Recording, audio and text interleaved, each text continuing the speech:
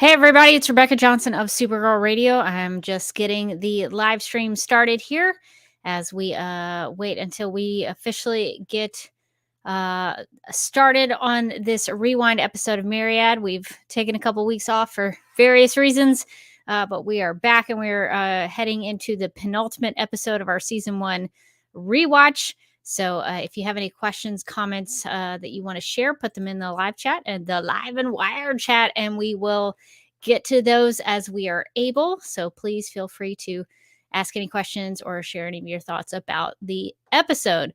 We have a lot of news to cover this time around because we've we've missed a couple of weeks and we have a lot of news that piled up. So strap in for the news section because we've got a lot to cover. And we will be doing all of that. Yeah, New Rachel in the live chat says penultimates. You don't get to say it a lot. So this is kind of, I mean, we'll probably say it in the future at some point about some penultimate issue of some comic book run or something like that. So, but while we have it, we should say penultimate as much as we can because it is the thing before the last thing. And so you don't get that much. So we will be talking about the penultimate episode of season 1. And I actually didn't I focused on all the news stuff and then I forgot my my snap judgments. So if anybody has snap judgments, I guess I can maybe make up some snap judgments as we go along. But if anybody has any snap judgments, give us 2 choices that we have to pick from and we will make a snap judgment, put those in the live chat. That'll probably help us out. I thought I had gotten those in and I did not. I wonder if I can come up with some on the fly. I think I've got a good one. So who would you rather fight? Morgan, this Maxima or Kryptonite Sword Alex? Yeah, okay, that's a good one.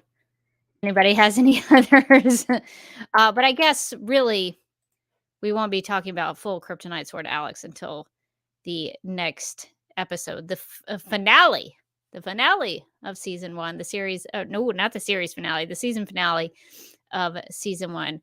Seeing if there's any other snap judgments that we can make that I can make up on the spot. We'll think of some. Morgan, I forgot to put some snap judgments in the doc. Yeah. So think of some snap judgments off the fly. New Rachel says, is there anything related to OG Kelly and snap judgments? We should. They're all related to Kelly. We should make all the snap judgments OG Kelly. So maybe we'll make some up when we get to snap judgments. I thought I'd put them in. I didn't. So we'll come up with some snap judgments, I guess, as we go. You okay? I'm going to be doing that a little bit, probably. Yeah, okay. Just muting myself to quietly die. It's much better, the colds, but it's still not 100%. But at least I don't have the frog voice as much anymore. I'm so glad you're feeling better because I know that was no fun. No, that was terrible. Okay. I kept on turning to Mike and going, I think I'm dying. And he was like, you're not dying. And I was like, but maybe. I would cough and then I would look over dramatically. Well, I'm glad that did not happen. Me too. All right. Well, I guess we should go ahead and get started because we've got a lot to cover. Lots of stuff in the news. So we will lots of dramatic news. Lots of dramatic news. Maybe while this is playing, we'll think of some snap judgments. So we will give that a go. All right. Well, we will get the live stream kind of kicking off now, and we'll talk about the episode Myriad, the penultimate episode of season 1, as we get into it.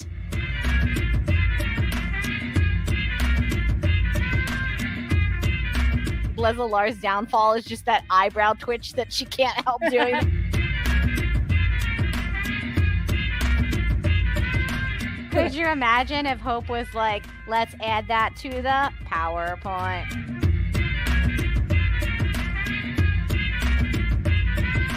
Excuse me? What year is it? How old am I?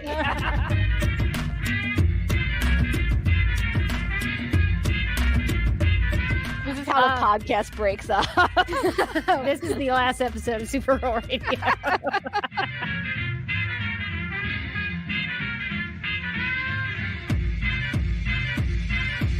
You want a Kryptonian? You got one. Is it a movie about saving Argo? The answer to that one is no. It's called Witch for a Summer! ! Where does she want to go? Ask her. Talk to her. Really commune with flat Supergirl. Did we set the bar too high or too low? I think we set the bar real medium. You're doing an intensely adequate podcast. Good.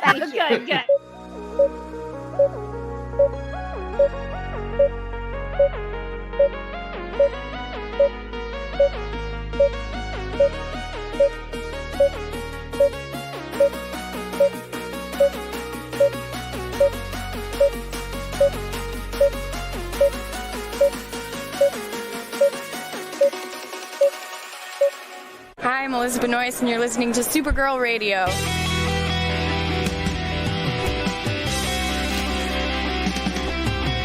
McGurk! I love typing. Not mess with my Google Docs, Meeksy. Supergirl Radio is going live every night of the week. How do you like it? Is becoming a human burrito a plus or a minus? I don't know. It does seem snug. I mean, they say you are what you eat. Kira. I love that. So I do a podcast called Supergirl Radio, and one of our segments is Lena Luthor, Boardroom or Ballroom, because really? She looks like a boss in this coat.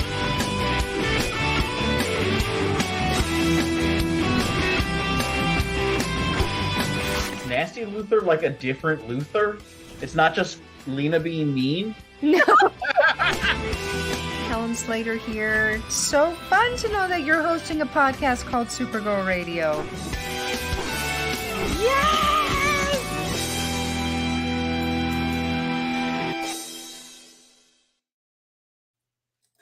Welcome to Supergirl Radio, your source for all things related to the CW's Supergirl TV series, or back then when we were discussing this, the CBS Supergirl TV series, and the character of Kara Zor-El. My name is Rebecca Johnson. I'm Morgan Glennon. And for this episode of the podcast, we are live and wired on the Supergirl Radio Facebook page and the DC TV Podcast YouTube channel to go back in time to discuss the 19th episode, some might say the penultimate episode of season 1, titled Myriad. And I was feeling bad for the listeners that we took a couple weeks off, that we kind of took a little bit of a break for various reasons. But Hagelblast in the chat says not to worry about it, because when the show first aired, they took a week off between World's Finest and Myriad, so the Rewind podcast taking the same break is appropriate. So I'm just going to pretend like we planned that. That actually was planned. I planned to get a terrible virus just to give us that break. I am committed as a podcaster. I am committed to my craft. I really appreciate your dedication to Supergirl Radio and what we're doing anytime. Like cough off into the corner or something. On a serious note, I'm glad you're feeling better. So thank you. That's good. Well, if you're interested in listening to Supergirl Radio's original discussion from season 1, the link is in the video description below the live stream, and we will also include it in the audio podcast show notes. So definitely go back and check that out. Because I'm pretty sure, I don't remember totally. I'll have to go back and listen to it myself. But I think that was when we first discovered Kelly was Kelly. And then we had to go back and figure out who Kelly was. Then we went back to follow her character arc, her journey, if you will. Yeah, Myriad, I think, was when we were like, Kelly was in other episodes? What? So that might be fun to go back and listen to. I might do that myself. Well, before we get into any time traveling that we need to do for season 1's discussion, we need to get to the news. That's right. Now available for purchase on Amazon.com is a Sasha Calle Supergirl Barbie doll from the Flash movie. The doll's description reads, Supergirl Barbie doll is a vision of strength in her sleek red and blue bodysuit with the legendary S shield emblazoned on her chest. Arriving on Earth in search of a missing Kryptonian, Kara Zor-El faced many challenges before becoming the hero the world needs. Supergirl. In striking displayable packaging, the Barbie doll is poised to zoom through the skies with her cape billowing behind her in the wind. Featuring a doll stand and certificate of authenticity, Supergirl Barbie doll makes an outstanding gift for collectors, fans, and superheroes everywhere. The collectible doll has a price tag of $55. I mean, it's a little pricey for a Barbie. That's a little steep for a Barbie, but okay. I'm going with it. I think it is a good collectible if you're interested in that kind of thing. She looks great. She does. She looks great. She looks like she would be flying through the air, her cape billowing behind her. Yes. I saw that in my mind's eye from the description.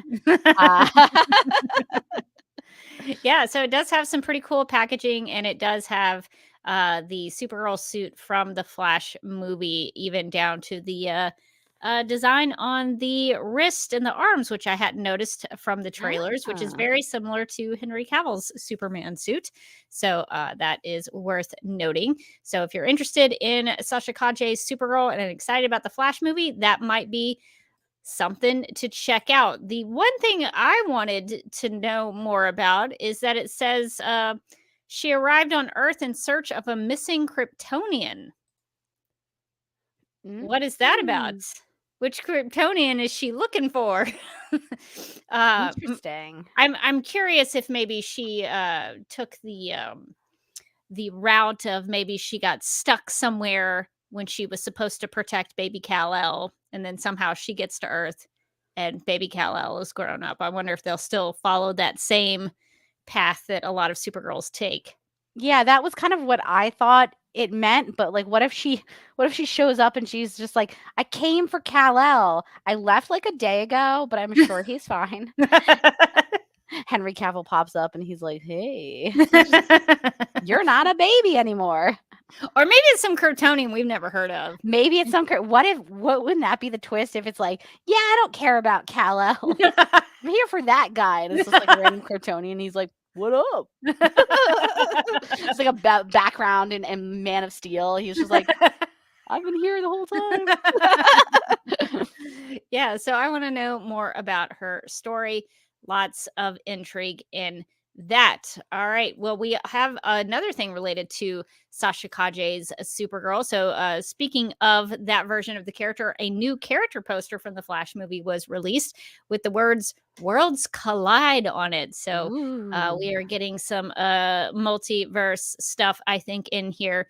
So this new poster has Sasha Calle Supergirl. She's up in the air, cape billowing, lots of cape action, a lot of these shots with Sasha Calle, and she looks like she's in some sort of I don't know where that would be. Is it like Egyptian, Japanese? I don't know where this is located. Interesting architecture behind her. Some I can't really, or gargoyles or something. Yeah, I can't really like place the architecture, but wherever she is, it looks very nice. So I guess maybe she's on vacation. Maybe this is National City. Maybe it's like a park somewhere. TBD. Hopefully we'll find out where this is. And New Rachel has a question in. Well, Kenny suggests maybe that's Wayne Manor. Could be. It looked like it had some gargoyles on it. Looks a little golden daylight for Wayne Manor. Never really see Wayne Manor in the daytime. I like the idea that like when you go to Wayne Manor, like a cloud just comes overhead. It's like, what just happened? Is that like a Charlie Brown? Who's the character who has like a cloud that follows him over? Is that Charlie Brown? Like Charlie Brown. Like Batman is like Charlie Brown, where he like walks out and there's just like a sad cloud over top of him, and he's just like, my parents. So it is possible. Maybe that is Wayne Manor. And New Rachel in the chat says, what if the missing Kryptonian is Zod that she's looking for? Definitely could be. We've seen some of that teased in the trailer. So yeah, we've been getting a lot of stuff from Sasha Calle Supergirl. It is that time, I guess. Things are starting to ramp up to the Flash movie. So I guess we should expect more of that as we get into it. Do you mean the greatest movie of all time, Rebecca? Greatest movie of all time. Everybody thinks coming. Best superhero movie of all. We're almost a month away from our whole lives changing. And I just want us to respect this moment and to cherish it. This is the before times. Yes. We're going to have before Flash and after Flash. Our lives will never be the same again. According to a tweet from Variety, David Zaslav, the president and chief executive officer of Warner Brothers Discovery, was quoted as saying, "I watched The Flash. I've seen it 3 times. It's a very emotional movie. You're going through all the emotions. To me, it's the best superhero movie I've ever seen." Now, I added a little creative license to my Zaslav impression, but I'm pretty sure he said it exactly like that. I mean, it was almost like I was talking to him. Yeah, right? It was uncanny. It was crazy. Channeled him. My concern about all the hype that's coming out about the Flash movie. Maybe too much hype. It might be too much because now I'm like trying to figure out how I'm going to judge this movie. Do I go in basing it on, well, they told me it was the best superhero movie ever made, and then dock points down from that?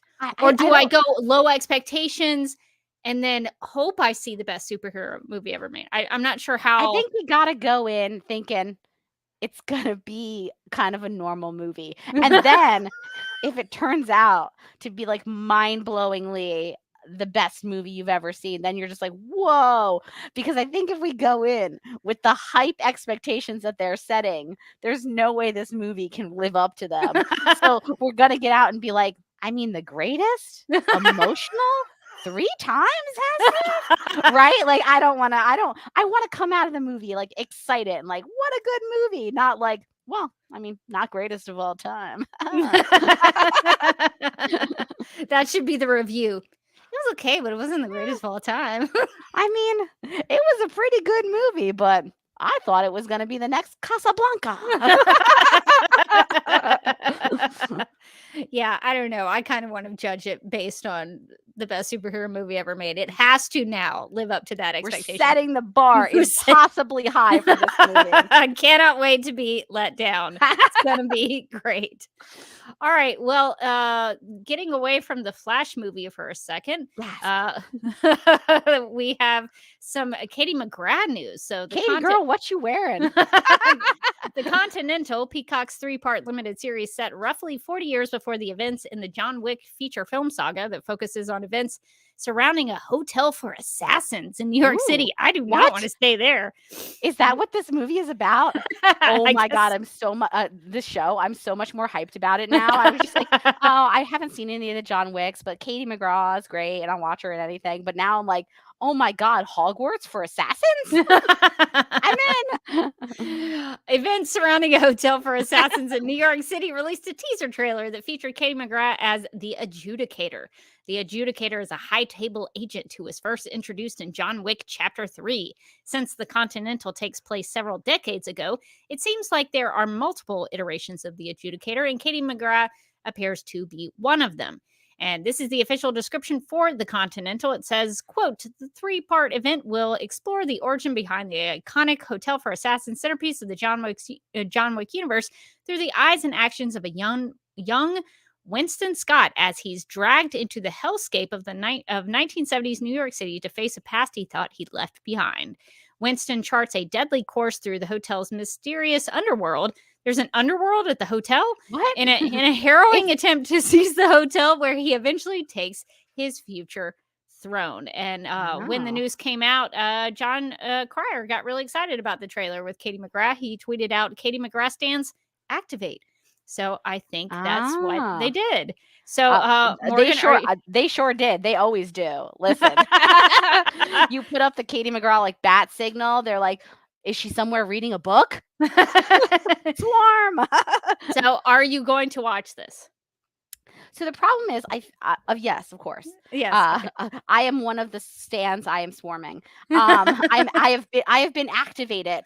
But I also haven't seen any of the John Wick movies. So I kind of feel like I have to do this homework of watching the John Wick movies. Now, I do refuse to watch the first part of the first John Wick movie. Because the dog dies. Because of the dog. I'm not watching that dog die. That's the only thing I know about it. Post-dog death, I believe.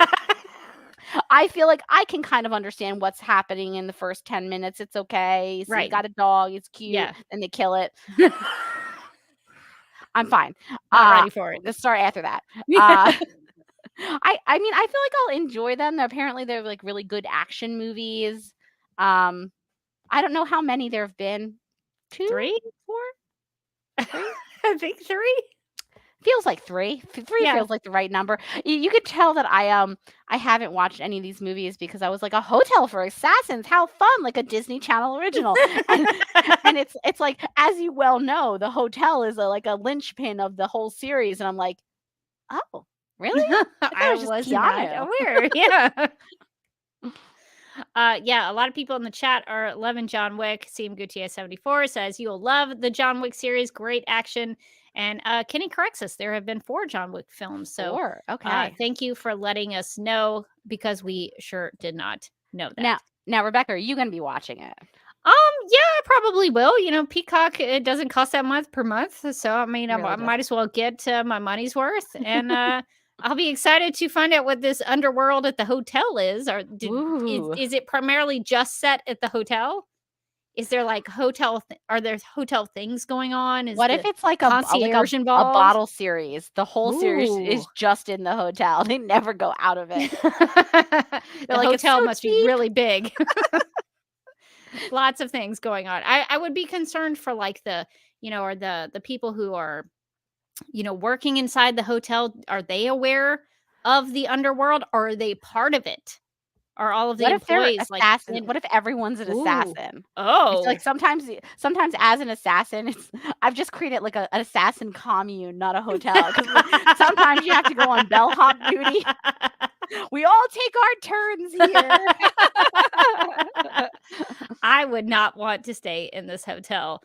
But maybe I'll watch a show about it. So I'll be checking in just to see what it is. But I'll probably do my homework too, because I've never seen the John Wick films either. So definitely something I need to do. Okay, DC Pride is back again with a brave, bold, and all-new collection of stories starring DC's stable of fan favorite LGBTQIA+ characters, many of whom will find themselves in thrilling team-ups, the likes of which you've never seen before. DC's 2023 Pride collection of books and comics will be available at your local comic book shop, bookstore, library, and beyond, delivering bold stories, brave characters, and more pride than ever. DC Pride 2023 #1, DC's annual anthology containing all new stories spotlighting LGBTQIA+ fan favorites, will be published on May 30th. DC's Pride anthology will also include a 5-page preview of an upcoming Dreamer story by Nicole Maines and Rye Hickman. So that's exciting. Let's see. Yeah. Would you mind reading about go on. DC Book of Pride? Yes. The DC Book of Pride. So this is an official collaboration between DC and Warner Brothers Discovery Global Consumer Products. My favorite part of Warner Brothers Discovery. So boring sounding. The DC Book of Pride is an inspiring illustrated hardcover that profiles more than 50 LGBTQIA+ characters in detail, including Harley Quinn, John Kent, Nubia, Tim Drake, Batwoman, Aquaman, Dreamer, new character Circuit Breaker, and many more. I like the name Circuit Breaker. It's very Johnny Five.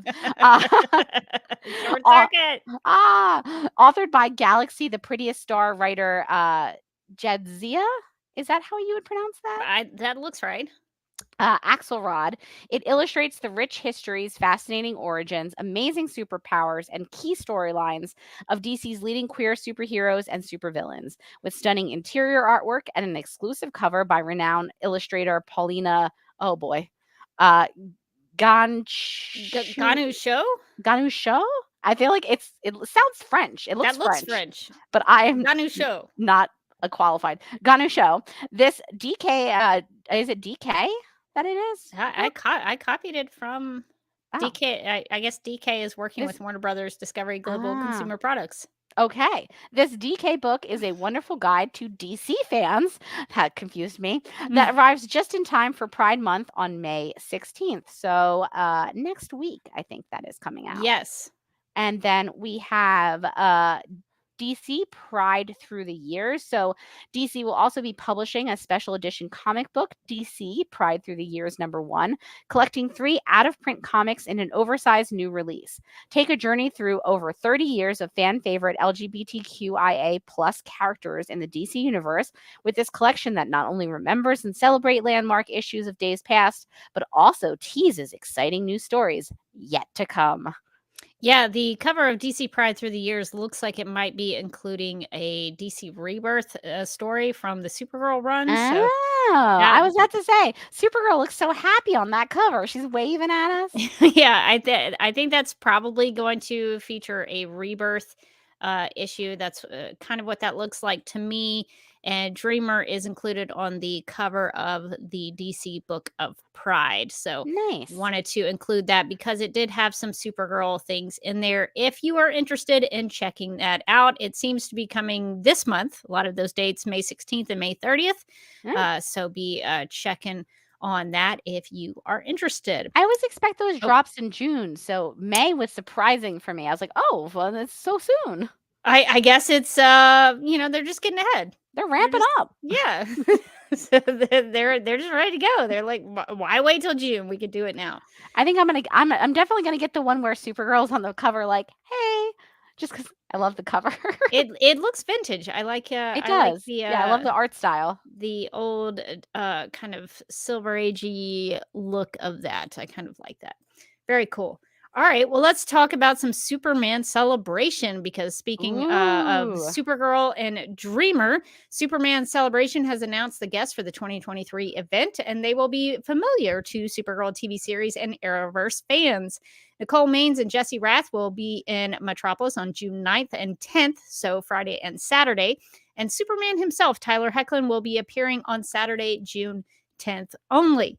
Also in attendance will be Jamal Igle, who did the art for Sterling Gates' Supergirl run in the comics, and he will be there in Artist Alley. Hopefully there will be some air conditioning. Artist Alley has infamously not had any air there, so I hope they take care of them this year because it gets very hot in Metropolis. You would be so surprised. For more on Superman Celebration, visit supermancelebration.net.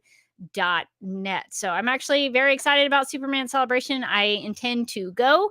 I was going to ask, are you going to go again? I feel like Superman Celebration is the party I never get to go to. Like you always bump into a bunch of our listeners. You guys get like big giant drinks. You get to go into the Super Museum and look at all the weird super stuff. And like I'm just like from afar telling you things to do that like scare you. Like go to the ghost thing. Go to the rave. Like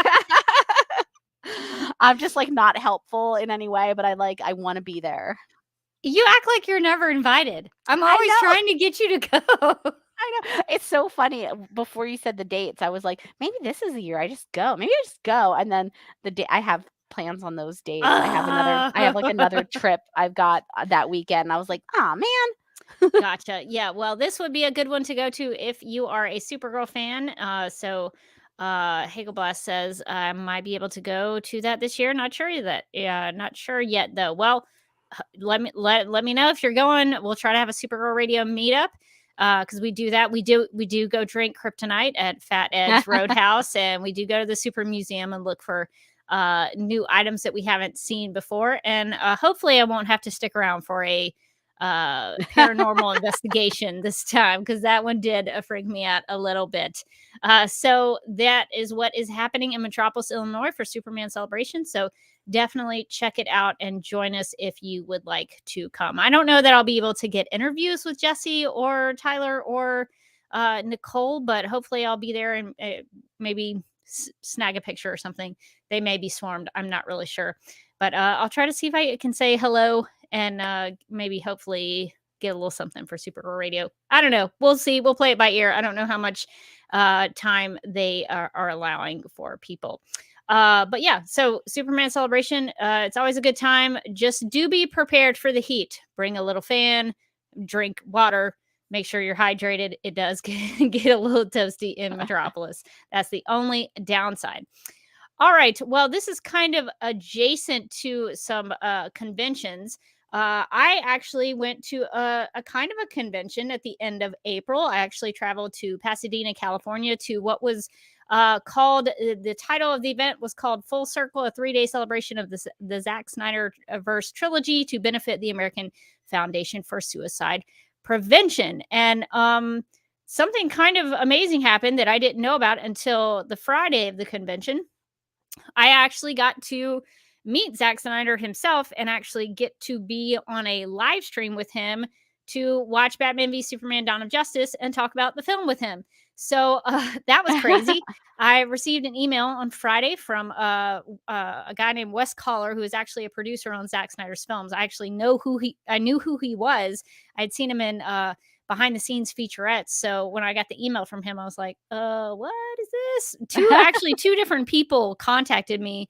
Our friend Scott McClellan, who is a great podcaster, DC Squadcast, check him out. He contacted me and was like, what's a good email for you? And I was like, well, okay, well, you can have this email. And then I got a message from somebody else on Instagram asking me, what's a good email for you? And I was like, why does everybody keep asking me that?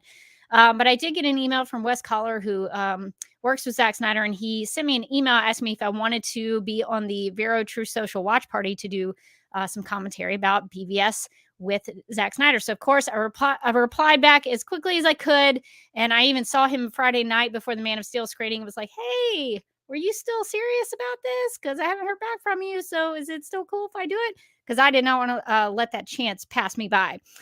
So I was able to hang out with him, Zack Snyder, on the Vero live stream that you can watch in the Vero app if you have the app, or you can watch it on the Vero YouTube channel. Links in the video description below this live stream, and we'll also put it in the audio podcast show notes. So that was a wild experience, and I did a live stream right before SnyderCon, is what a lot of people were calling it, and I heard myself say when I went back to watch the live stream, I said something like, well, I probably won't be able to interview Zack Snyder, but I'll try to interview some fans. And then then I ended up like getting to talk to him for a really long time. Super nice. I actually when Wes Collar brought me into the room where they were doing the audio commentary, like watch party thing, he introduced me to Zack Snyder, and Zack kind of looked at me and he was like, I feel like I already know you. And I said, same. So we were best friends, I would like to think, right off the bat. But he was super nice. The Vero people made it so easy. They had a team that was doing all the production for them. Their social media people were awesome. They were very encouraging. Like after the watch party was over, one of them came up to me, John McKechnie, and he was like, the live chat really loved you, blah, blah, blah. And I was like, really? So apparently people liked it, I guess. But it was a little popular. But it was a lot of fun. And I had a good time. In the room, we had a big monitor in front of us that was showing the movie as it was going. So we could see it, but we couldn't hear it. But I didn't need to hear it. I know all the lines of dialogue and all the musical cues. It's fine. But it was funny. He called me a BVS scholar. I talked about how I've been doing those live streams about the critical reception of Batman v Superman, and he actually said he had watched a couple of them. So that was pretty cool. Wow, that's so cool. Very, very intimidating. But so that was a cool experience. But in addition to that, I just had a super, super awesome weekend getting to know some other people and getting to meet some other fans. So that was really fun. So I just wanted to share a little bit of that because I think people were like, what? Because I really Rebecca? Who's Rebecca with? I really only told my mom and my brother, and then I told Morgan and Andy, because I was like, Morgan and Andy are gonna know how do I do this? Like, how do I approach this? I was like waiting at my gate for my plane to get back from like my work trip, and I got the message from you, and I think I said out loud, "Oh my God." It's like, well, that's pretty cool. Because one of the things I wasn't like nervous to meet him, because this sounds like a humble brag, but I meet a lot of famous people at Dragon Con every year. So famous people don't necessarily faze me. There was one time I froze up in front of Dean Cain. We don't talk about it. But being able to strike the right balance between like sharing my thoughts and like asking him questions and sort of moderating a discussion. That's what I was nervous about, but I think it ended up okay. And I did want to introduce the idea that I was at SnyderCon because I actually got a few minutes after the watch party to ask him anything I wanted to and create my own content. So all the people who were on the watch party were able to interview him for just a few minutes. And I was so freaked out because they were like, you have 10 minutes to do it. And I was like, oh no, that's not a lot of time. That's like 2 questions maybe. And so I did get to ask him 2 questions about Batman v Superman Dawn of Justice. Those are up on my YouTube channel, youtube.com/duckmilkprod. So you can see those questions there. But then I also asked him a Supergirl question while I was there to see what he knew about some Supergirl stuff. So I don't know that he knows a lot about this thing that I'm asking him about in this video because it was obviously 10 plus years ago. I forgot what I did 10 years ago. So it may be one of those things where it's just left the brain. But I did ask him a little bit about the Man of Steel prequel that has Kara Zor-El in it because I had always wondered, was there more to it? What was the plan? What was the plan?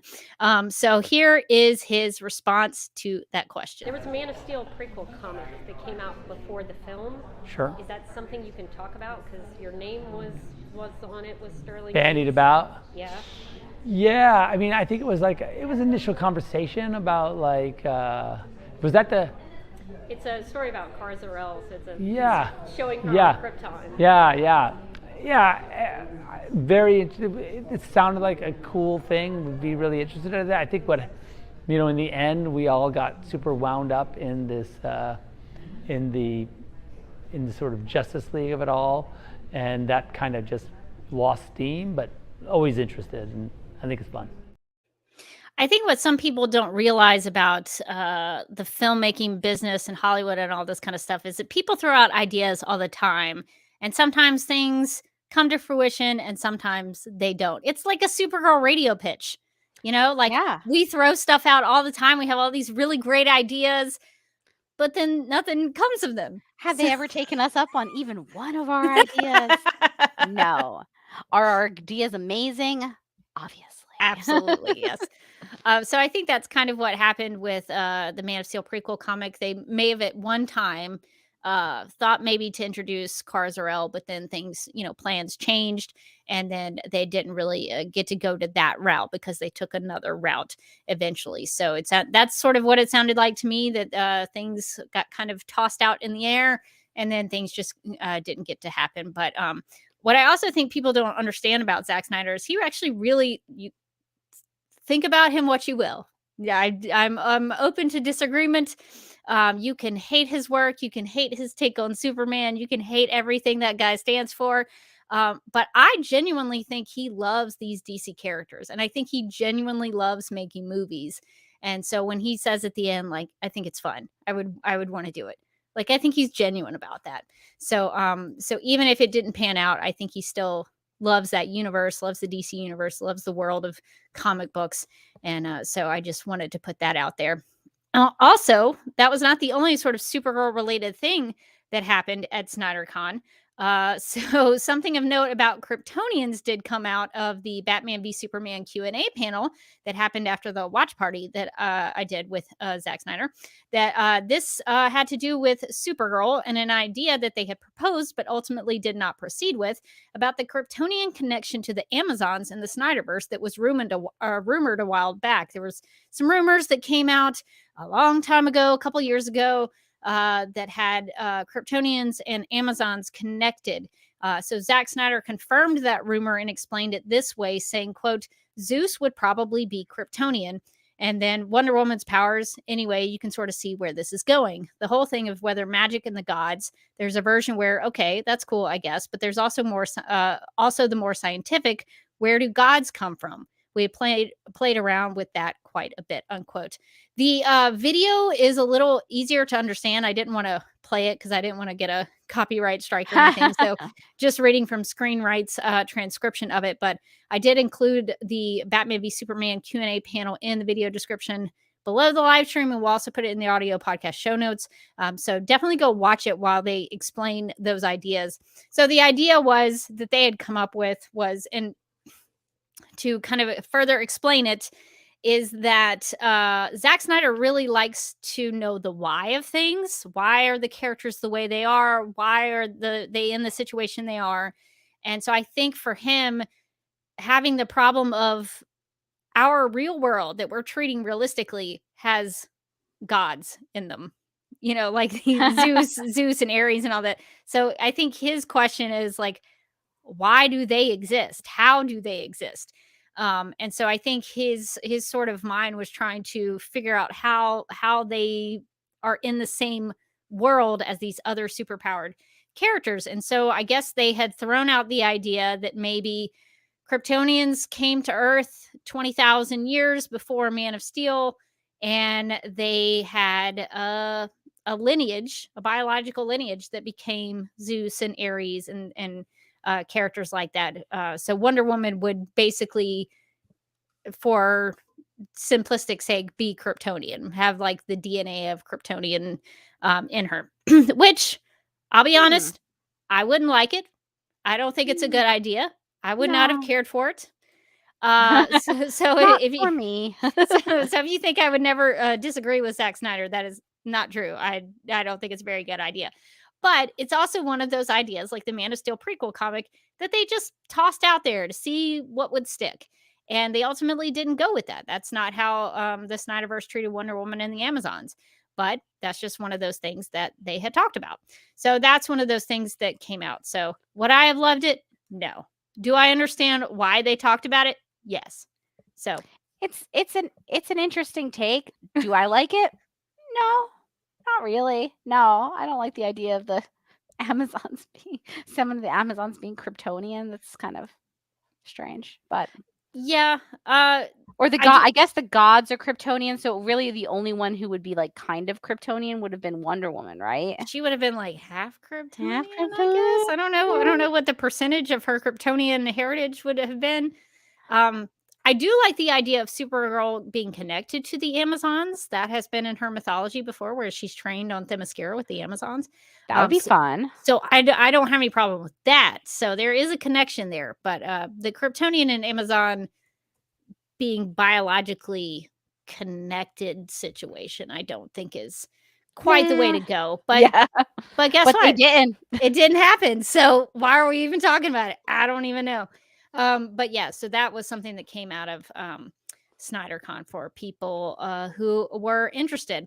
Also, if you're interested in participating in the raising of funds for the American Foundation for Suicide Prevention, AFSP, that was the whole reason they were doing the event.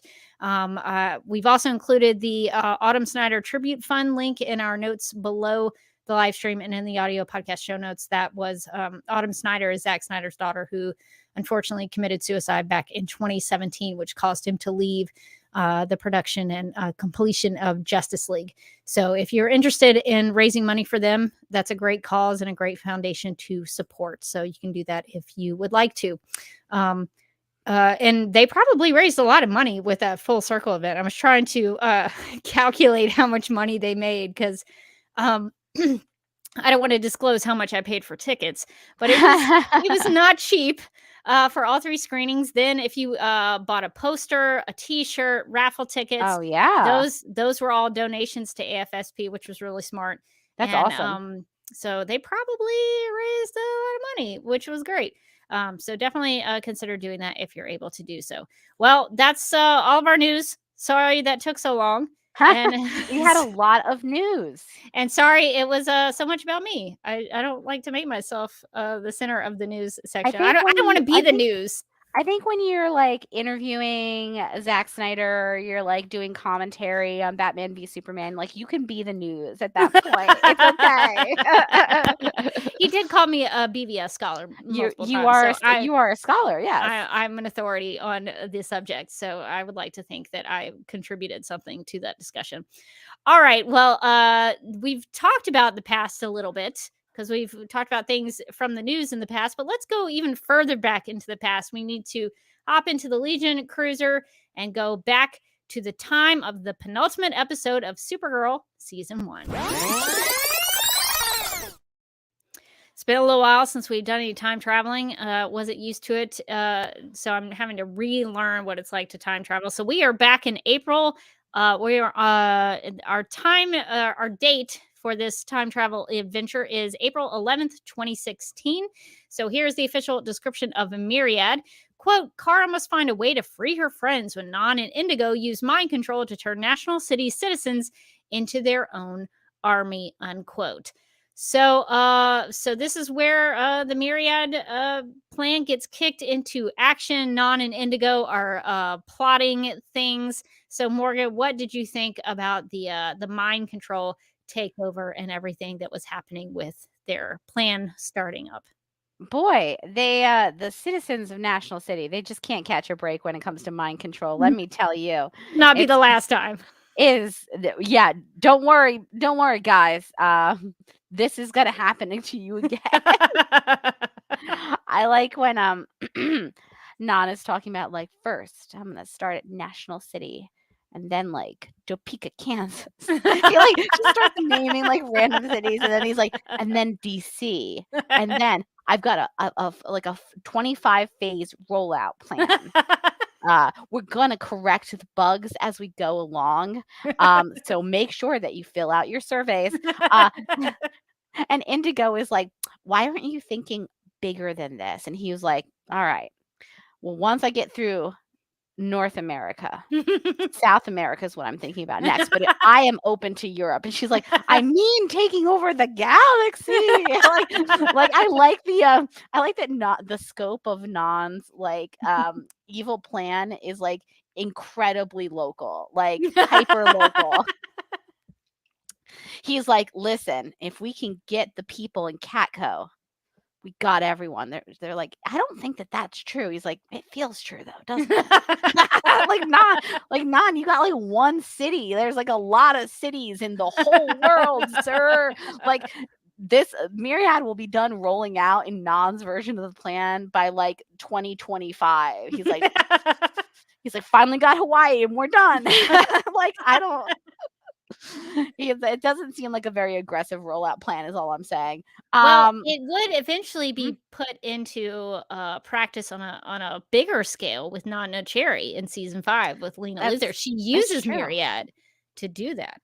And she was like, listen, I get the testing rollout plan. I actually love that part of it. We could put like more project management, IT compliance and red tape into there, just governance on top of governance. But when we roll it out, we want to do it big. We want to do like whole world style. Like, let's not just start at National City in like Topeka, Kansas, and like let's expand. So Lena saw this whole plan, and she was like, let's think bigger. But Indigo saw the whole plan and was like, this is kind of lame. Let's think really big. Like, let's think super villain big. She's like this with her giant hands, doing a lot of hand acting, like caressing Non's face in a way that he doesn't want. That was uncomfortable to watch. Uncomfortable for everyone. The actor's like, I don't like the talent. She's like, what if we did the whole galaxy? And he was like, I mean, I planned for like next Friday to be most of the IHOPs in the country, but the galaxy seems too big. I like that he's like thinking, he's like, we have a staffing shortage issue and we're really going to have to get head count up if we want to roll this thing out. Well, let's think this through, I guess. He would be able to do it in a grand scale, like a multiple city thing, because it was just kind of in the air.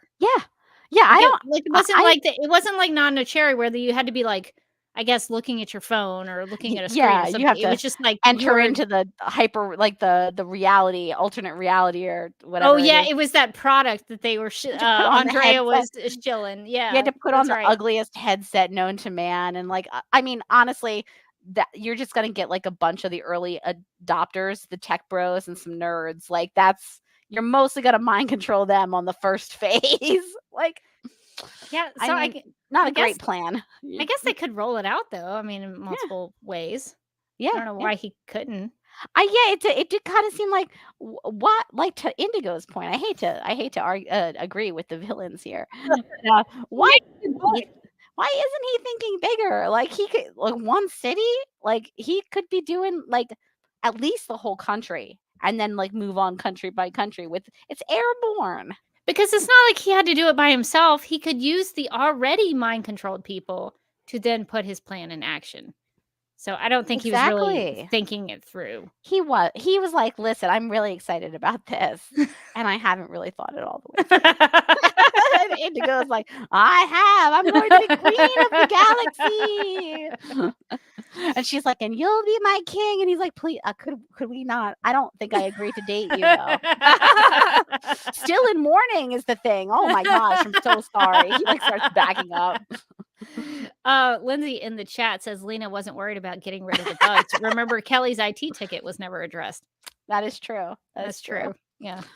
So there were bugs in Lena's version of it as well. So it was not really a totally successful plan.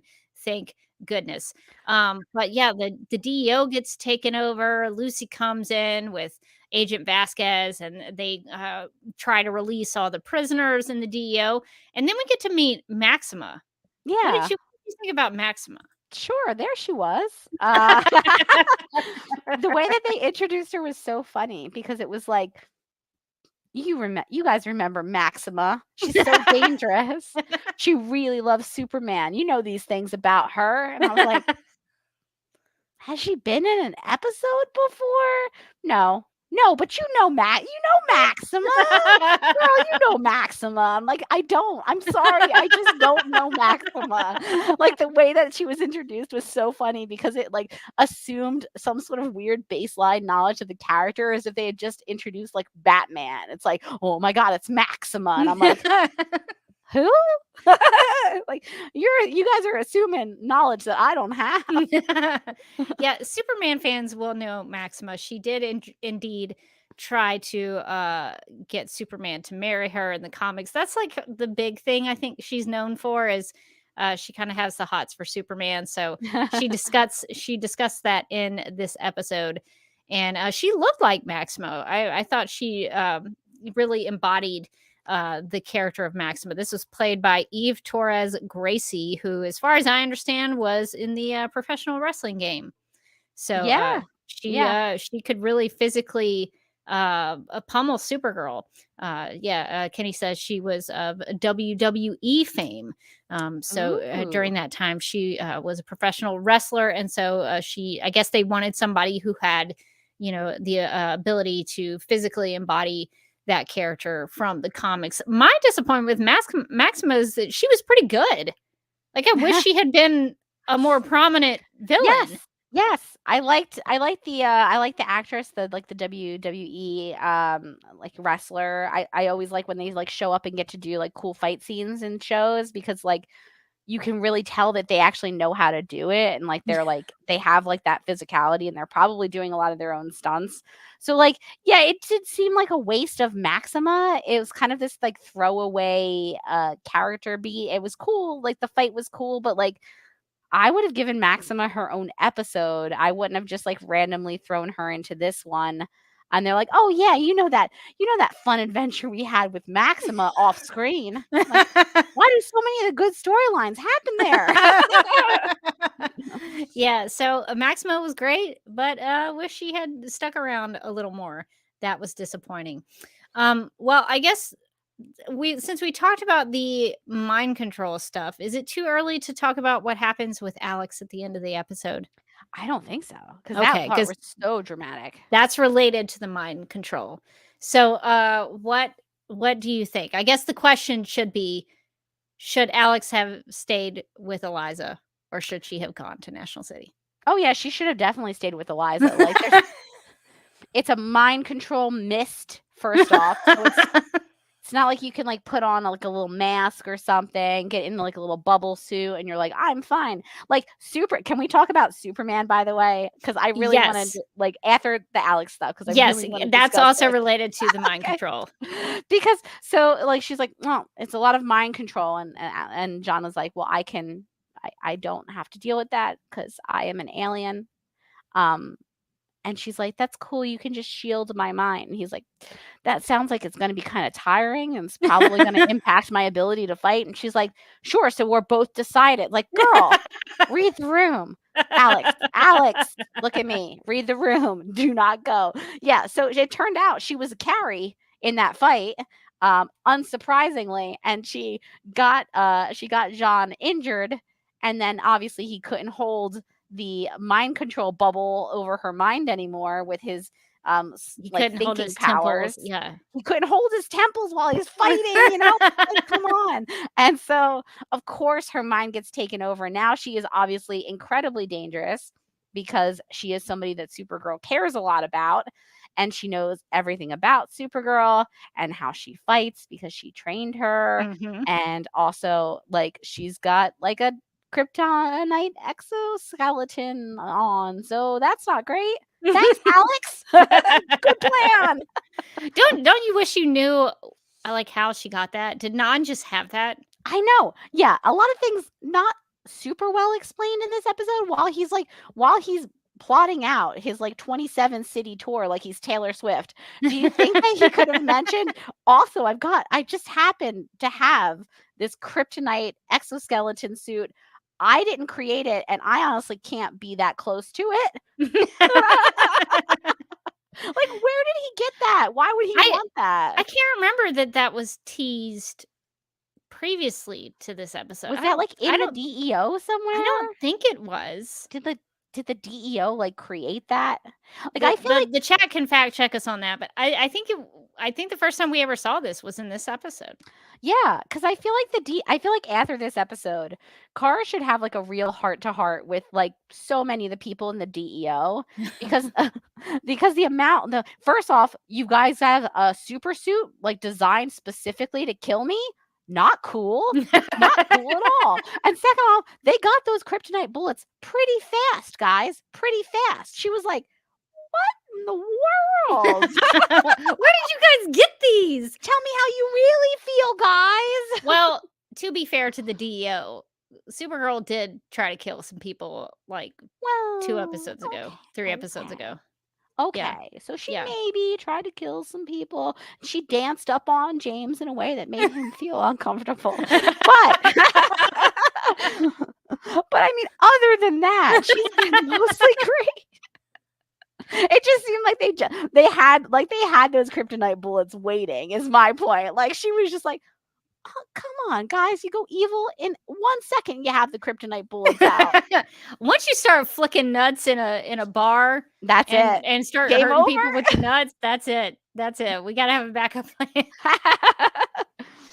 Yeah. So the things were happening over with Alex and getting that kryptonite sword that she had used on Astra. I think is the same. I think sword. Yeah, I think Non mentions that it's the same sword that she killed Astra with, and like that is a pretty good evil plan. I gotta say, from an evil plan perspective, pretty great.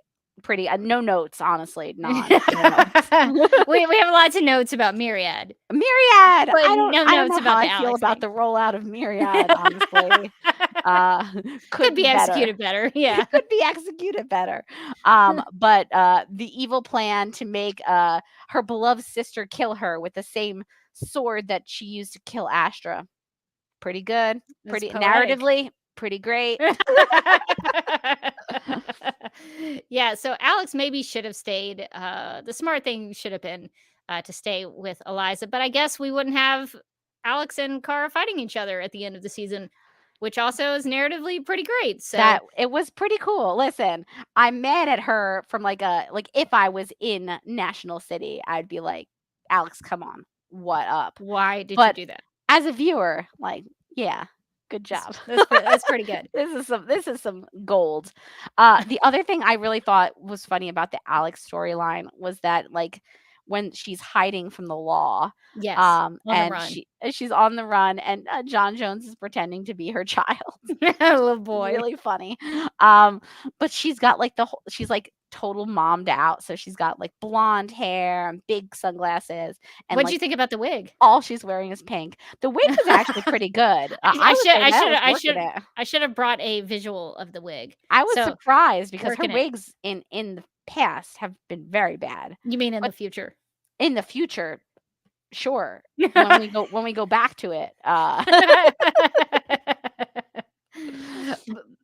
I would agree though, the blonde wig was working it. I thought not so bad, honestly, not so bad. But like her little like mom outfit where she's like in like the like little pattern floral top and the cardigan, the pink cardigan. I don't know why this is so funny to me. Like I was like, I don't know why I'm judging this.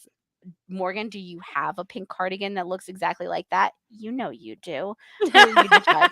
Who are you to throw that stone? But I will say every time when she was on the phone, like having like serious DEO conversations in her little pink cardigan, I did think that was pretty funny because it's not a very Alex Danvers outfit. Like Alex Danvers is like, I'm gonna wear black and it's gonna be cool and I'm gonna get off of a motorcycle. And then she's like in a mom outfit going like, Car, don't do this. I'm gonna fight my way back to you like, in the pink fuzzy cardigan. It's like, I love it. Do you think she pulled off the mom look? Because it seemed to work. She was working the mom look. She really was. I was like, you know what? Good job, Alex. I like this. So you know why it was a working it wig? Danny says it wasn't a CW wig. It was a CBS wig. They had that CBS wig money. That wig money is way better. It's so much better. It makes a difference when you've got so wig much money. Worse from here on out. The wigs will never be this good again. This is a high water mark for the wigs. Yeah. So Alex making bad decisions, but also pulling off the mom look. So good for her. All right. So let's talk about Superman. Superman seems to be affected by Myriad as well as everybody else. Morgan, your thoughts? Yeah, no, I'm sorry. I don't buy this. They tried. God bless them. They were like, how do we explain that Superman's not going to help during this very pivotal moment? You know, phase 0.0 of the rollout plan. The answer, I think, was he's off planet. That's fine. They did initially, I think, say he was off world. When Supergirl is bullying Kalex, who is being a little sassy. Bullying, I mean. A little sassy. She's like, listen, everyone will die, including me. And then who is going to visit you? Who is going to get you oil changes? Kalex. Kalex is like, well. I like that Kalex is so mad about this. He doesn't want to do it, but he understands that he has to. That he leaves her like without like cold shoulder. He just walks away. He just floats off. She's like, excuse me, Kalex, I'm going to die. And he's like, he did. It kind of was out of frame. Like that. And then Allura pops up and you're like, oh, he did it. But he did it in a really pissy way because he's very passive aggressive. I love Kalex. I love him. I love him in this form. I love him when he's mad. I love him when he's sassy. I love him when he's garbage monster. I'm just a big fan of the character. But yeah, like, so they had established that he was off world. We didn't need more than that. Honestly, as a viewer, I didn't need it. Okay, he's not helping because he's somewhere else. He's in the galaxy. There's a lot of planets. He is among the stars, right? Yes. Well, okay, that's fine. That's fine. But then they were like, no, we really need to explain why he's not helping. I'm like, no, you don't. Because I don't buy it. Like, he is still an alien. One can argue that John Jones has been here for a long time too. Oh yeah, like 300 years. And it hasn't like altered his alien, brain chemistry. But he had the mind powers, Morgan. That's true. That makes a difference. That's true. Yeah, I didn't buy at all that like because Kal-El grew up on Earth as like Clark Kent and was raised by human parents, that would alter his alien brain chemistry in such a way that he would be susceptible to Myriad. I mean, I guess good try. They tried to pull it into like the nature versus nurture thing. They were like, guess it's nurture taking over. And I was like, is that how that works though? I appreciate that they tried to think through it. But they did. To your point though, they didn't need to. It was unnecessary. Hagelbass in the chat offers up the idea that Jean wasn't a child on Earth like Clark was. So I guess if we're going by the show's logic, I guess that does make sense. Jean could have been here for 300 years, but he wasn't a child. But he was an adult when he came. Right. So it's not like his, like for Clark, it's his people because that's who he grew up with. His parents are humans. All of his friends were humans. He grew up as a little baby. Yeah, he came here as a tiny baby. Yeah, and he became like, he was that was sort of his culture and his heritage was more human than Kryptonian. It's kind of the big difference between him and Supergirl. So in that way, I kind of did like I liked that they put that thought and effort into it, but it still felt like, I don't know, you didn't need it. It didn't need it. He's off world. The end. I'm not going to question any more than that. I guess the only other reason they would do it is that they wanted to make Supergirl the hero of the show, which actually I appreciate. Because sometimes later on, maybe in the future, perhaps that would not have been a consideration. So for them to say that Supergirl is the only superhero who can solve this situation, I actually appreciate that. So does it make sense logically? Did you need it? No. But did they make Supergirl actually matter and heroic in this end of the season? Yeah. So I'm okay with that. So that's the Superman thing wasn't necessary, but it did sort of take him off the table, leaving Supergirl as the only Kryptonian who could offer hope to the masses. So in that same vein, let's talk about Cat Grant and Maxwell Lord. So, Morgan, do you buy the idea that Max has these little neuro things that he can invent and create to block Myriad? Sure. Yeah. Sure. That I buy more than the Superman thing. Maxwell Lord, he's always getting into new situations, new shenanigans. A lot of them involve trains, but not all of them. He would prefer it to involve trains. Listen, if this whole thing could have been happening on a high-speed train, that would have made his day. I did think it was funny that he was like, I had to, I wanted to make sure you were okay, Cat Grant. And she's just like, okay. Sure. I feel like they were setting them. I'm going to put on my future hat for a second. Maybe seeing into the future. Maybe make some guesses. I'm going to do my own thinking here, like John. Concentrate real hard. But I feel like what they were trying to do was kind of set up a romance between Cat and Maxwell Lord. Like, there's some kind of like attraction there, I sensed it. He like pushed the hair behind her, behind her. It was getting a little shoulder, and she was like, yeah. Oh, what's going on here? I was getting a little steamy in there. Is it getting a little hot in here? But then, of course, they move to the CW. They lose Callista. They lose the actor who played Peter Fasinelli, who played Maxwell Lord. And so this goes nowhere.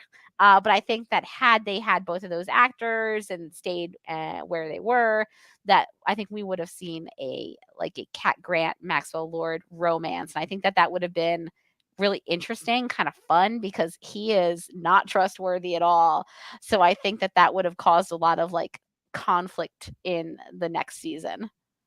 I think that Cat and Maxwell Lord, Max and Cat, I guess, which is fun to say. Max and Cat, I think, would have gotten along really well. I think she would have ridden the trains. She would have loved getting on the trains, going to the yurts. And I think that would have been a good relationship. Hagelblast in the chat reminds me it was established back in episode 3 that Max and Cat had history. And Hagelblast also says, I think Max is still hung up on her, but she's no longer interested at all. So, Morgan, what are your thoughts? From Kat's point of view, is she into it? The thing is, when he pushes that piece of hair to look at the earring, she like does a full body like, whoo. She might not be interested in him romantically, but like there's some stuff that's interested for sure. She's like, cute. Winking. No, I think that like, he's a smooth operator. He's a smooth operator. Do I think that like that would have been the romance for the ages? Do I think that they would have lasted forever? Like Lex and Nixley. No, probably not.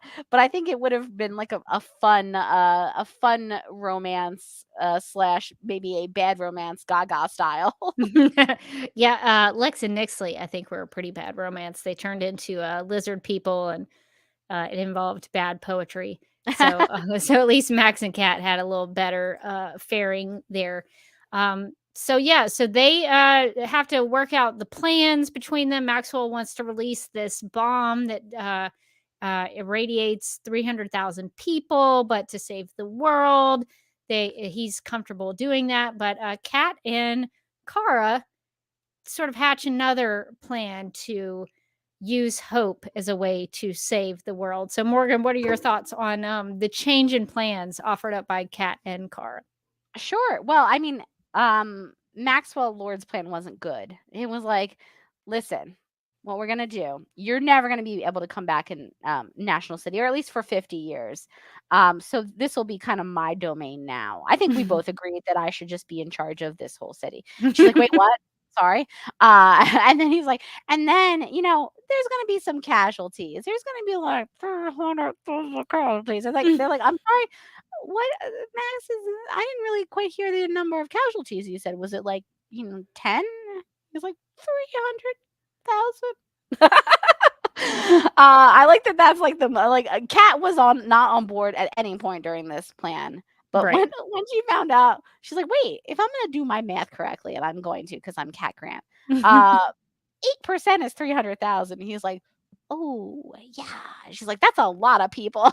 That's a lot of people this plan is going to kill. And he's like, yeah, it's going to be a kind of a whoopsie situation, like a whoopsie do.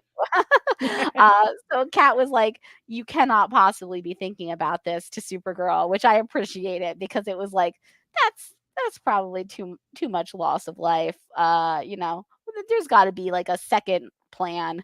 And I like that with the second plan that they come up with, it's like okay, things have gotten so dire that we were thinking about killing 8% of the population to save everybody. We might have to do this to save us all. Plan B is a speech that I'm going to give. It is going to be so inspirational.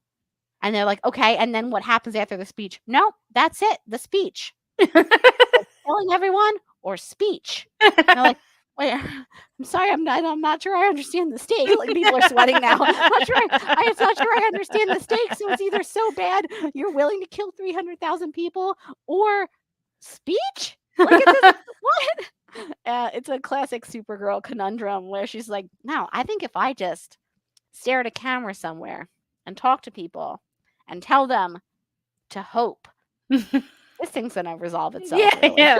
We'll knock this out in like 30 minutes, I think.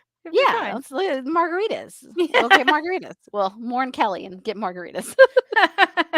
Yeah, one of my favorite things about the room that they go into, the studio they go into, it looks like they have old Beta SP decks in there. Like it's pretty run down studio. So they're really gonna have to work hard to get that thing up and running to get Supergirl on camera.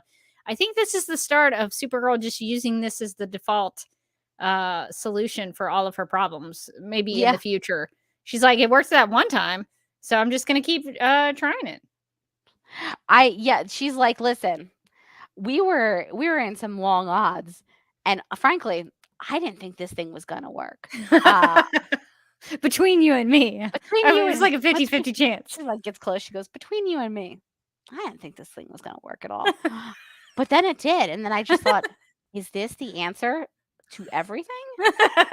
And you know what? So far, it has been. Really, she really locked down. She really imprints upon this form of conflict resolution like a baby duck. She's like, this is it for me, I think. I think this is my thing. This is my superpower. So we'll see if she makes it work. Maybe that's coming in the finale episode. We'll have to see if the Hope speech plan really is successful. Boy, I sure hope it works. She might have to reiterate the word hope about 7 times. She to might make it have work, to though. say it a bunch of times to really reiterate the point. Gotta bring it home, Gotta bring it. We have a question in the chat since we've been talking about Kat and Kara.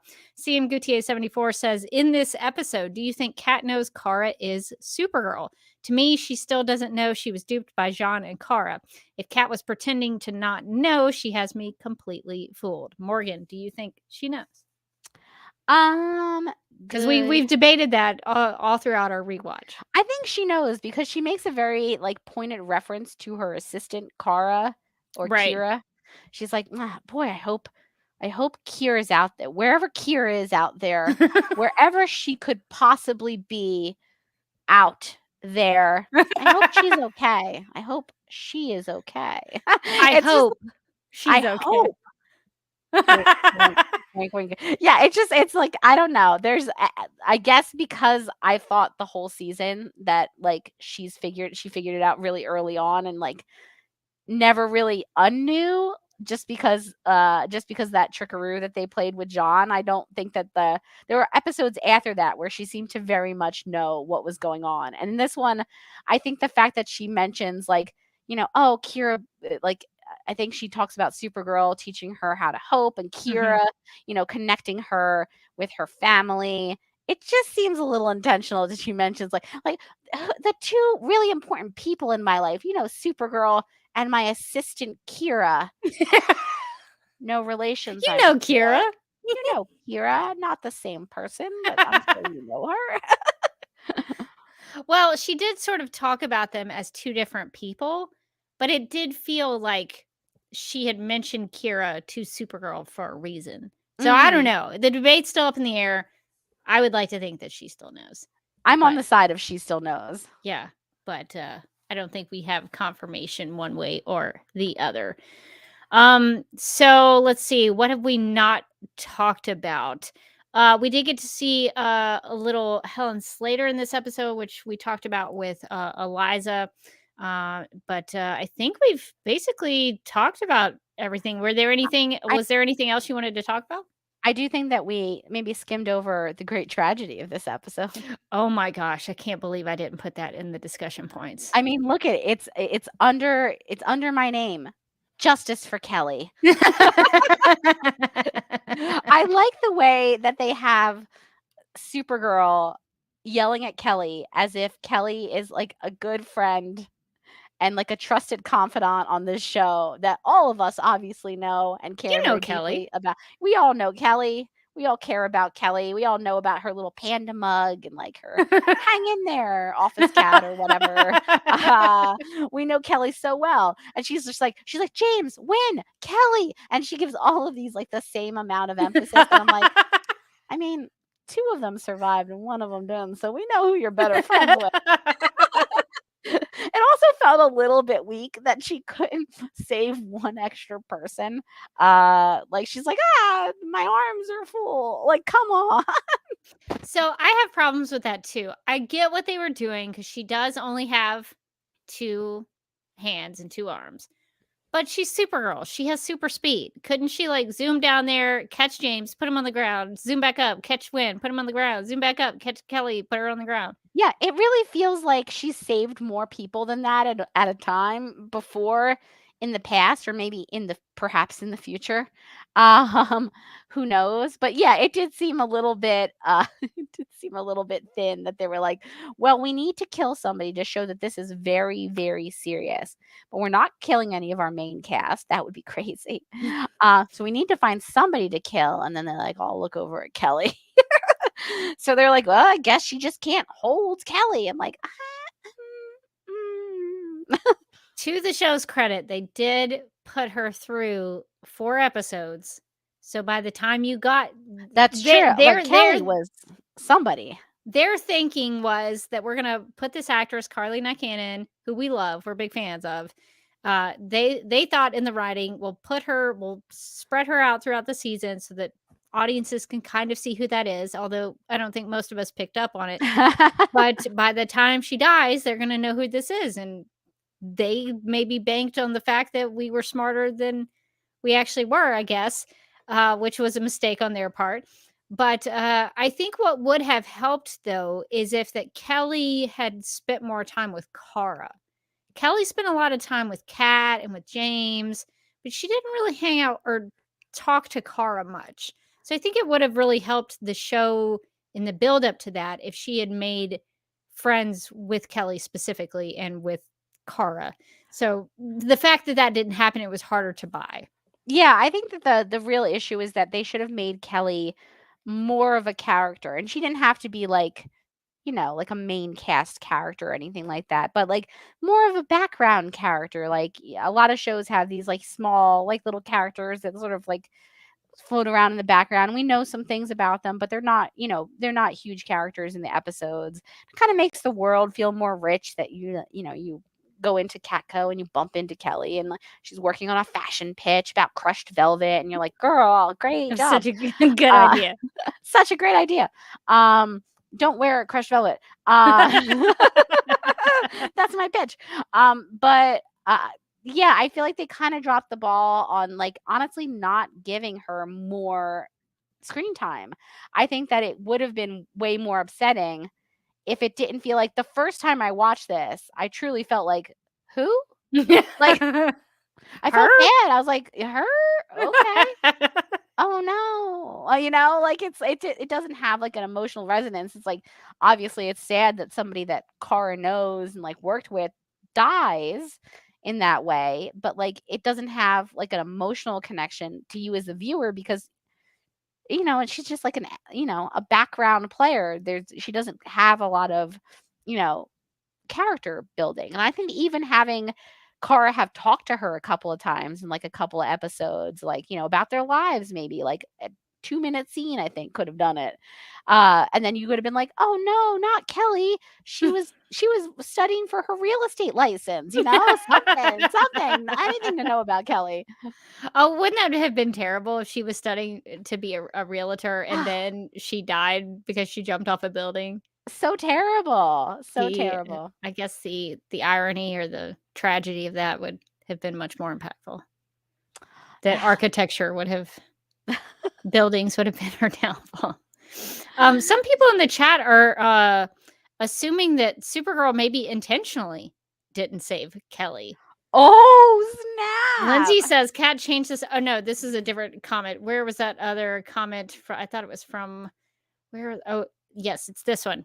Lindsay says, I have a feeling OG Kelly might have stolen Kara's lunch from the fridge one day. Ooh. And then CM Gutier 74 says, it's my headcanon that OG Kelly owed Kara money and Kara was feeling pretty petty.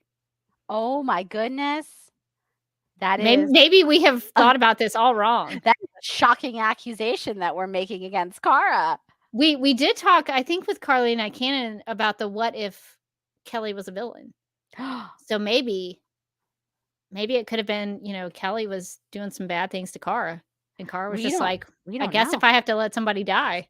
Oh, I really like James and I really like Wynn. And Kelly did just steal my sandwich again, even though I put up a note very clearly. And Kelly's always taking always taking credit for my ideas. I was talking to her yesterday about crushed velvet. We don't know. That's true. We are judging too soon, but maybe that was an old oopsie daisy slipperoo. Yeah. So no matter what the reason for it was, Kelly ended up dying a tragic death, and we will never forget her. We never have. We never have. It's been so many years, and justice for Kelly lives on. R.I.P. Kelly. May we never forget you. All right. Well, throw one out for OG Kelly, the Catco employee who loved her job so much. She was mind controlled and working there at night, and then fell off the building to her death. Brutal. Yeah, it was rough.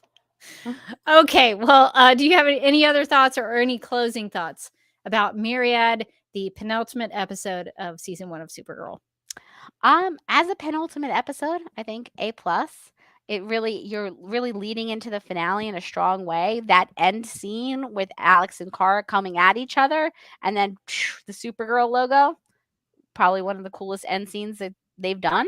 I agree. Yeah, and I think that this episode was really good. I think it really set up the stakes about like what could happen, not just to National City, the city we all love and whose real estate is always bottoming out in May, but but also to the whole galaxy. If he listens to Indigo, his hype man, and like decides to take this show on the road, this could be bad for a lot of people in a lot of different planets. So I think we sort of realize the scope of it in this one and like how dangerous the situation is. And then obviously the Alex bit getting pulled in makes, the emotional stakes for Supergirl even higher.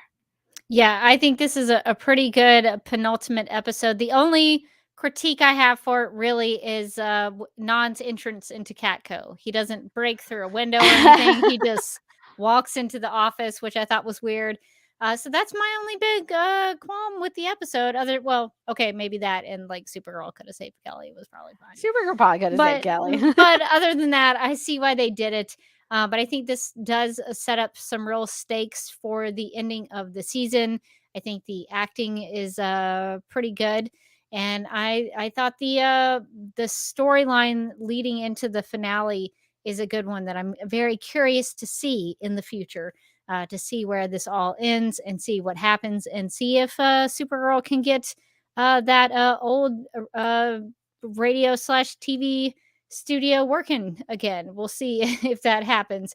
But a great penultimate episode, and we'll have to check it out when we get there for the finale.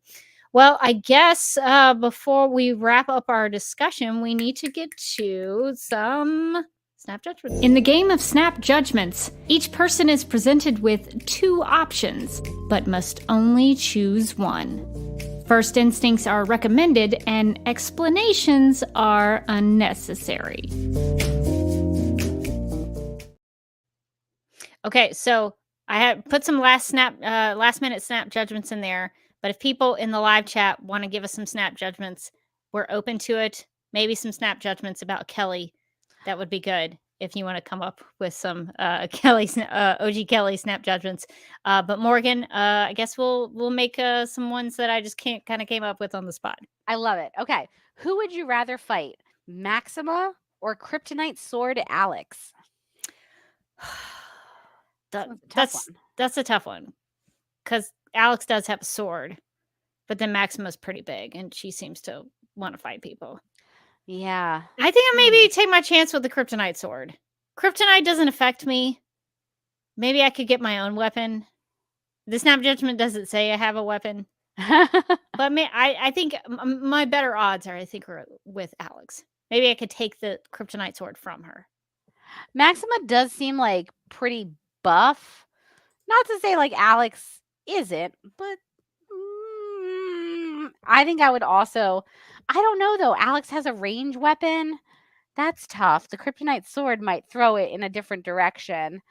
But no, I think I'm gonna try to fight Alex too. We'll see what happens. Although Alex has already killed a person with that sword.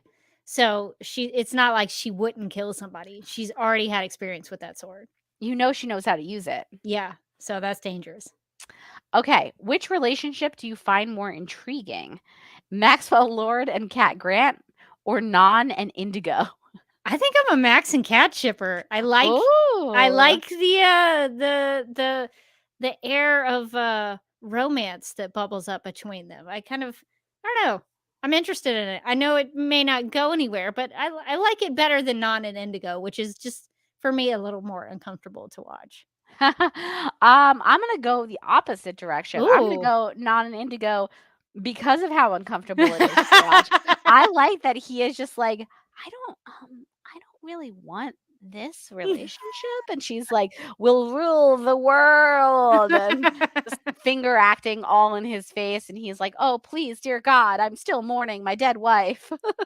I like that Indigo knows what she wants, And she's just like, "Non, hey, I'm your ride or die." Yeah, and Indigo doesn't like it when they bring up Astra. Astra is a source of uh, frustration for yeah, it was Astra, not Alora. It was Astra. Yeah, Astra. When Astra gets mentioned, Indigo is not into that. She doesn't like it. She does not care for Astra being mentioned. She would rather not have that name dropped. Well, it looks like we do have a snap judgment in the chat. So I guess this is a question. All right, Alex, stay in Midvale or go to National City? I think she should stay in Midvale. She should have stayed in Midvale. It's literally mind control for humans. Like, if she wanted to go to National City, at least have out like Maxwell Lord send her, like, ship her a pair of earrings or something. Oh yeah, like prep her beforehand, then she can come into National City. Like, although who would have shipped it out at this point in National City? Everybody's mind controlled. So, well, Jean could have gone to National City. He said it didn't That's true. do anything to him, and He then he could have picked up the earrings, brought him back to Midvale. It should be good. Yeah, they didn't really think through that. That would have fixed everything right there. Yeah, they even knew the earrings existed. It's just not a great thought. I do have one last snap judgment that I think we can do. Maybe this is a macabre one to end on, but in relation to Kelly. Okay, so would you have rather OG Kelly still died in this episode to have the stakes to the season, or would you rather OG Kelly have survived and been a regular on the show until the end of the show? Ooh, twist. I do think this episode needed stakes. I do think that they needed to, like, establish how dangerous it was. But I would have liked Kara to have, like, a work friend. I feel like that was I feel like especially when Wynn goes to work at the DEO, say maybe he does. I don't know. I'm guessing. Yeah. I'm in the past. I mean, they might need his talents there. But they could need his talents. She doesn't really have anyone to talk to at Catco at that point. And I think that's when the Catco plots start really petering out. And to be frank, when she stops showing up to work. So it would have been nice if she had, like, a work wife where she could, like, be like, "Oh my God, can you believe what happened on The Bachelor last night?" You know, just somebody to talk. Or like, Kat's in a real mood today. Don't go in. Yeah. Yeah. Just somebody to chat with and have, like, normal human conversations, because I feel like one of the problems is that the longer the show went on, the less she, like, had any kind of normal life. It all kind of got subsumed by, like, Supergirl stuff. Like, even though there were Kara moments and, like, Supergirl moments, a lot of them were just Supergirl moments at some point. So it would have been nice if she had, like, one normal friend who, like, didn't know her secret, who was just like, "Hey girl, did you not feel well yesterday? You were gone like all day during the attack. Everybody was so freaked out here. You really missed it." And she's like, "I know, it's crazy. I heard." That is something that I think I would have wanted to see. I think they could. Here's my solution. I would have wanted Kelly to stay around, but they could have killed somebody else off. Yeah, Myriad. I agree. They could have picked somebody else. It didn't have to be Kelly. It could have been Wynn or James. They probably would not have done that, but it could have been. It could have been. It could have been anybody in Catco. They could have killed someone we had never met before. So I don't know. I think it would have been fun to have Kelly stick around. She could have been the all-star Catco employee that just always showed up to work. She was always on time. She always did her job, and nobody else did. I think it would have been great to see a real example of dedication to her position if she had stuck around. But in this episode, unfortunately, she did not make it. All right. Well, ending on a sad note, on a really morbid, tragic note, that's going to take us out of Snap Judgments. No judgments on your Snap Judgments.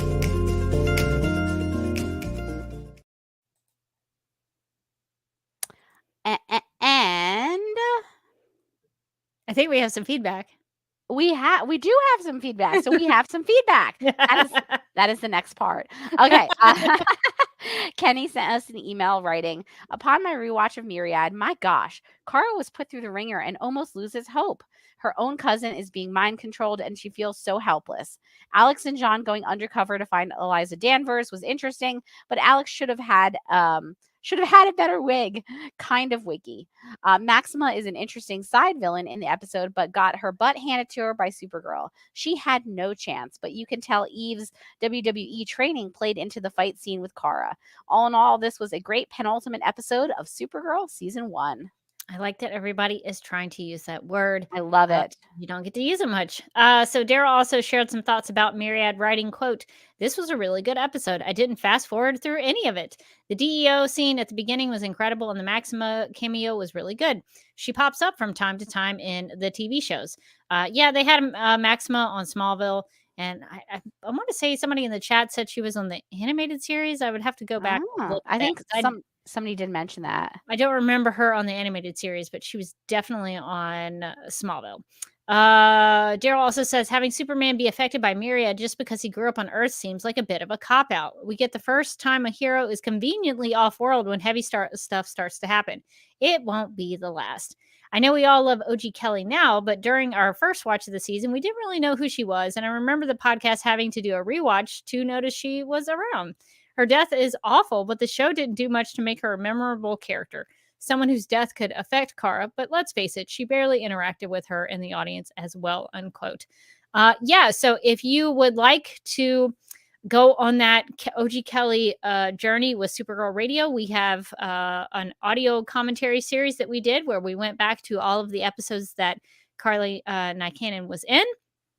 And we watched those 4 episodes and pointed out where Kelly was in each episode. So you can go back and listen to those audio commentaries and watch the episode along with us if that is something that you would like to do. I highly recommend it. It was very informative for both of us. So hopefully you will enjoy that as well. All right. Well, I think we need to get back to 2023 and get back to the present. Oh boy. It's buckle hard up. relive these hard times when one of our favorite characters on the show doesn't make it. But I think maybe things are going to be looking up in 2023.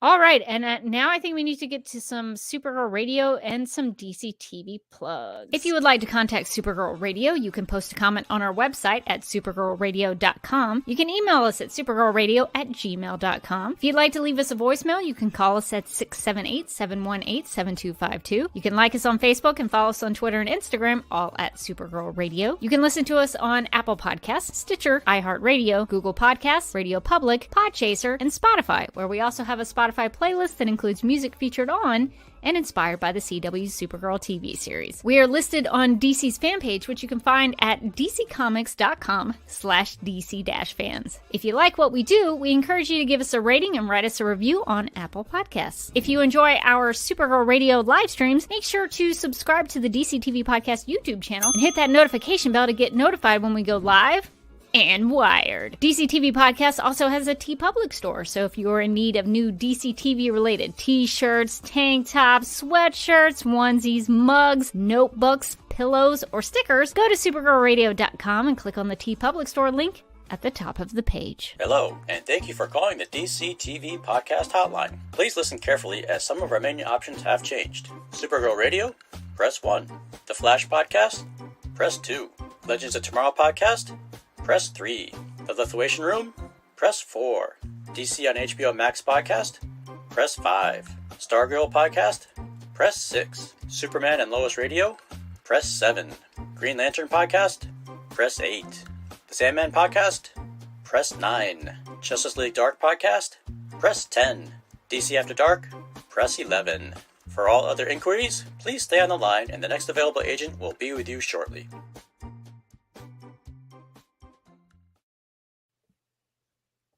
Sorry, I got into that music. Was it?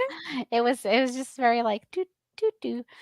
Okay, and since we talked about Catco's most devoted employee and her untimely death, We do have some Catco designs in the TeePublic store we'd like to suggest. Yeah, we got all sorts of Catco things, t-shirts, hoodies, stickers, mugs, great designs in the DCTV Podcast TeePublic store. So definitely check those out. If you want to rep some Catco and be a devoted employee, just like OG Kelly, those designs are in the store for you. And we would also like to thank our Legion of Super Sponsors for supporting Supergirl Radio. These people are Michael, Anne Marie, Yvonne, Quinn, Nicola, Abby, Miriam, Nicole, Brian, Ethan, Danny, Tara, and Majuba. Thank you all for doing that. And if you would like to support Supergirl Radio with the Patreon, just go to patreon.com/Supergirl Radio. And I guess you can find me on several places on the internet if you would like to keep up with me. You can check me out on Vero True Social, where I post what I'm listening to, what I'm reading, if I am reading, what I'm watching. You can find all of that at Derby Kid. That's me over on Vero True Social. I got verified after my time with Zack Snyder. The Vero people were like, "Hey, we'll verify you when we get finished with this." And I was like, "That's not necessary, but okay." Sweet. Why not?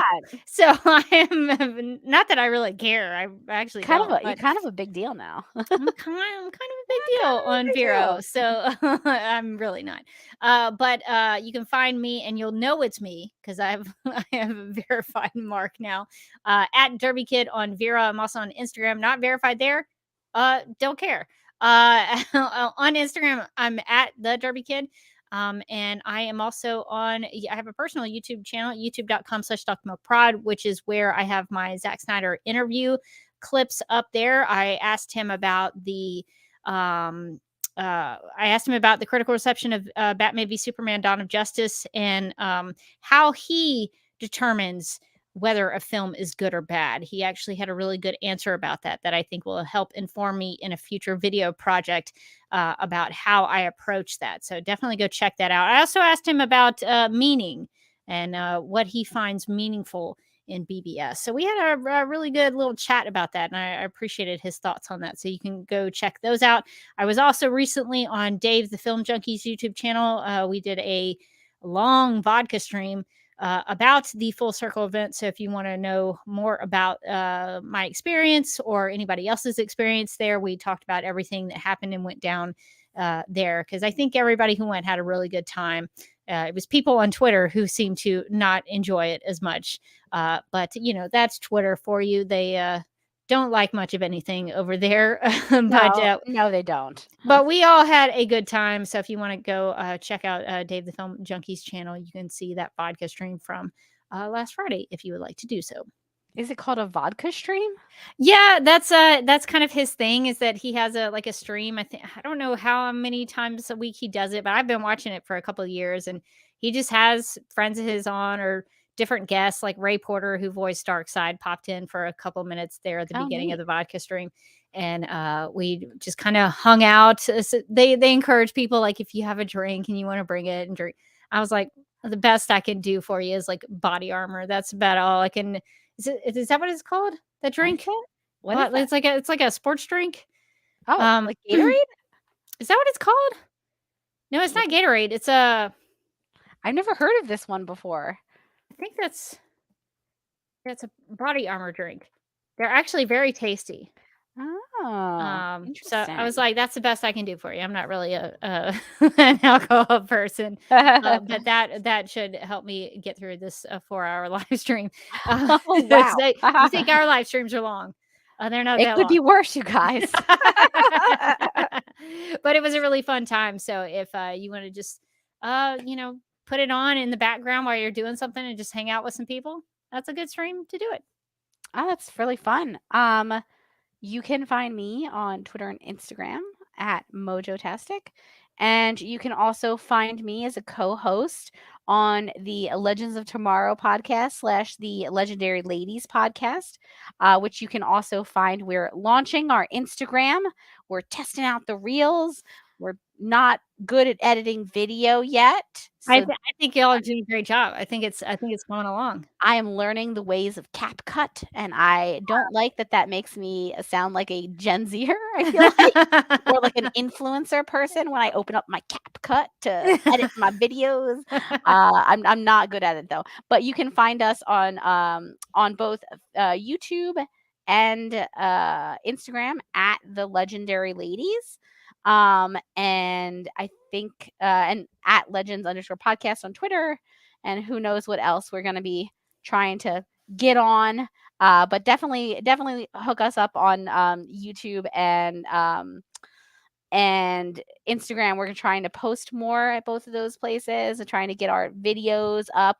We started to do video podcasts as well. We've taken a page out of this book here. We were like, what if we did some video podcasts too? And I was like, yeah, it's fine. I can just be on video again. I was like, I've given up the fight. That's fine. I'll be on video if that's what it takes. So I think this week's episode, we're going to be talking about, we have, I think, classes in session this week with Professor Cat for Spider-Man 101. Oh, we're going to get ready. Fun. We're going to get ready for Into the Spider-Verse. So right. If you have Spider-Man questions that you've always wanted to know about, we are going to have a spider expert because Kat knows everything about Spider-Man. Oh, I'm going to think of a question. So send them to thelegendaryladies@gmail.com. We are taking all of your Spider-Man questions because my questions are going to be like spiders. Am I right? So it's not going to be like very detailed. But Kat's going to take us through a little bit of like what we need to know about the Spider-Verse and Spider-Man. So that should be fun. Fun fact.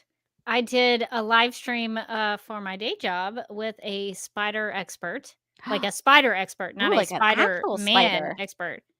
And he says that Spider-Man, actually, his powers are more akin to the jumping spider than any other spider. Really? And jumping spiders are adorable. I'm not really a spider person. Let me see. I'm going to try to find you a jumping spider and try to convince I feel like we might be at a agree to disagree place with the jumping spider. No, I'm gonna find you one and you're gonna be like, okay, that was cute. I'm gonna get it. So if people in the chat want to look up Lucas the jumping spider or Lucas the spider. Wait, the spider has a name? There's a little animated series on YouTube called Lucas the Jumping Spider. This is what really hooked me into jumping spiders. Oh no, he is really cute. Why he's so cute. He's so cute. Why does he look that way? I love him. Oh my gosh. Well, like obviously he's an animated character. Like I also love Ratatouille. I don't want him cooking my food. I want to see Ratatouille in person. You know what I mean? But Lucas is amazing. I do love Lucas. Yeah, Lucas the jumping spider is adorable. So that's my only hook into an appreciation for spiders is Lucas the animated jumping spider. But Spider-Man's powers apparently are kind of riffed off the jumping spider. Interesting. So yeah, they're the cutest of all spiders. What spiders mostly aren't cute? What if Spider-Man got like a little friend, like a little animal friend, and it was Lucas? Oh my gosh. Wouldn't that be so cute? Why hasn't that happened? Why doesn't he have any spider friends? Why doesn't he have any spiders? Yeah. What, does he think he's too good to hang out with spiders? You need to ask Kat about that. Why doesn't he have... That's gonna be my question number one. Is he too good for the other spiders? I mean, the Superman family has super pets. Yeah. Why can't Spider-Man have Spidey pets? Why can't he have little spiders? He should have little spiders everywhere. They should just be crawling around. Like Batman with his bats, where it's like... Yeah. Sir, do you know you have like a bat situation down in the cellar? And he's like, I love it. The dark. He just like walks down there to hang out with the bats. Yeah. So I think Spider-Man needs to have some jumping spider friends. I think that would be an adorable addition to the Spider-Verse. I don't know why that has. Maybe that's happened. I don't know. I'm going to send an email. Maybe that's going to happen. Maybe Into the Spider-Verse is when they finally meet all of the actual spiders. They have maybe that could be like another team, like a little team up. I love it. It's like the super pets where they have just Spidey pets. I think that's what they need to do. honestly. I love it. I would be surprised if they had not already thought of it. Well, maybe I'm going to send an email to I love the it. podcast. Please and ask do. about the spice. Okay. All right. Well, that is going to do it for this episode of Supergirl Radio. But until next time, I'm still Rebecca Johnson. And I'm still Morgan Glennon. And thanks for joining us on Supergirl Radio Rewind.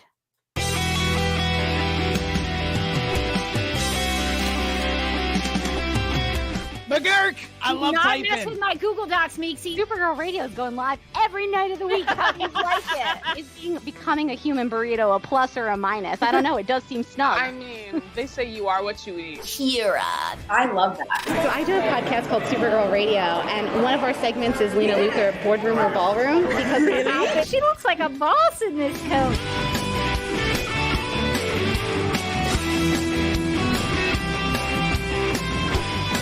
Nasty Luthor like a different Luthor? It's not just Lena being mean? No.